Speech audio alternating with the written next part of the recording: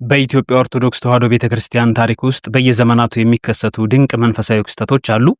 ዛሬ ግን የምናወራው ስለ አንድ ግለሰብ መመለስ ብቻ ሳይሆን ስለ አንድ መሪና ስለ 75 ተከታዮቹ ነው። በሻሸመኔ ከተማ የታየው ይህ ትዕይንት ለብዙዎች የደስታ ምንጭ፣ ለሌሎች ደግሞ ትልቅ መገረም ሆኗል። አንድ ፓስተር ለብዙ ዓመታት ሲመራው የነበረውን ጉባኤ ይዞ ወደ ጥንታዊቷ ኦርቶዶክስ ተዋሕዶ ለምን ተመለሰ? ይሄ ጥያቄ የዛሬው ሰፊ ዝግጅታችን መነሻ ነው። አብራችሁን ቆዩ። ክስተቱ የተፈጸመው በጆሞ ደብረ ብርሃን አቡነ ተክለ ሃይማኖት ቤተክርስቲያን ነው። ይቺ ቤተክርስቲያን ደግሞ በአካባቢው ሰፊ መንፈሳዊ አገልግሎት የምትሰጥ ናት።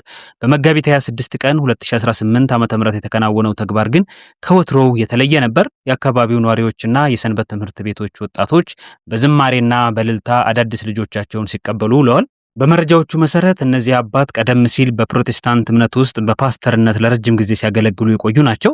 ፓስተርነት ትልቅ ኃላፊነትና የመንፈሳዊ መሪነት ቦታ ነው። ሆኖም ግን የእውነትን ብርሃን ፍለጋ ያደረጉት ጉዞ መጨረሻው ወደ ጥንታዊቷ ኦርቶዶክስ ተዋሕዶ አድርሷቸዋል። የሚገርመው ነገር እርሳቸው ብቻቸውን አለመምጣታቸው ነው። 75 የጉባኤያቸው አባላት መሪያቸውን ተከትለው እምነታቸውን መርምረው እናት ቤተክርስቲያን ወዳሏት ኦርቶዶክስ መጥተዋል።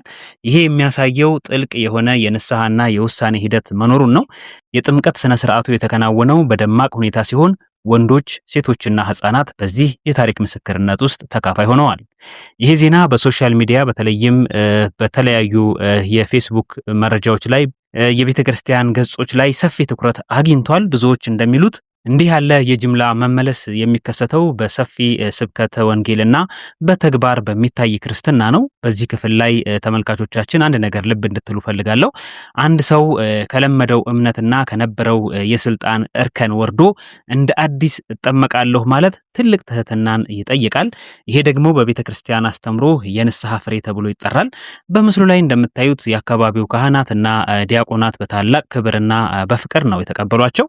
የመጽሐፍ ቅዱስ ቃሉ ልጄ ሆይ ልብህን ስጠኝ ይላል። እነዚህ ወንድሞቻችን ልባቸውን ሰጥተው የእውነትን መንገድ መርጠዋል። ይሄ ቪዲዮ ለሁላችንም የሚያስተምረው ነገር ቢኖር እውነትን በቅንነት ለሚፈልግ ሰው መንገዱ ሁልጊዜ ክፍት እንደሆነ ነው። በቀጣይ እነዚህ አዳዲስ አማኞች በቤተክርስቲያን ውስጥ ያላቸው ቆይታና ትምህርታቸውን እንዴት እንደሚቀጥሉ የምናገኘው መረጃ ይኖራል። እናንተም ይሄንን ቪዲዮ ለሌሎች በማጋራት ሼር በማድረግ የዚህ ደስታ ተካፋይ እንድትሆኑ ጋብዛለሁ። በኮሜንት መስጫው ላይ ደግሞ ለወንድሞቻችን የእንኳን ደስ አላችሁ መልእክታቸውን አስፍሩ። ስለሰማችሁን ስለነበረን ቆይታ ከልብ አመሰግናለሁ። መልካም ጊዜ